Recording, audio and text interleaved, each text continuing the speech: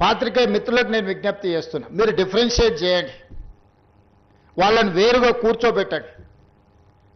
వాళ్ళు మేము ఒక్కటి కాదని ఒక భావాన్ని ప్రజలకు కల్పించాల్సిన అవసరం ఉంది. ఈరోజు media, social media, digital media, ఎవడు పడితే వాడికి మొత్తం పెన్ను పేపర్ ఇస్తే వాళ్ళు మొత్తం రాయలేడు, ఏబిసిడీలు మొత్తం రాయలేడు. వాడు కూడా నేను జర్నలిస్ట్ అంటాడు. ఏం జర్నలిస్ట్ అంటే నేను సోషల్ మీడియా జర్నలిస్ట్ అంటాడు.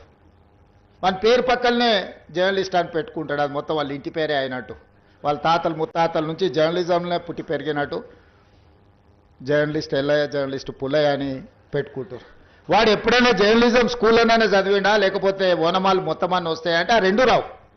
జర్నలిజం అక్షరం ముక్క కూడా ఒకప్పుడు, కానీ ఈరోజు అది ఏమీ లేదు. ఎక్కువ ఆవారగా రోడ్ల మీద తిరిగేటోడు, ఎక్కువగా తిట్లొచ్చినోడు,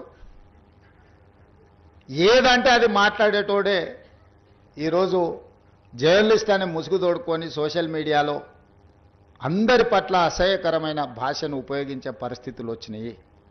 అందుకే ఈరోజు రాజకీయ పార్టీ నాయకులుగా మేము మాట్లాడితే మీరు కూడా అప్పుడప్పుడు మాట్లాడతారు కదా సార్, మరి మీ సంగతి ఏందని అడుగుతారు.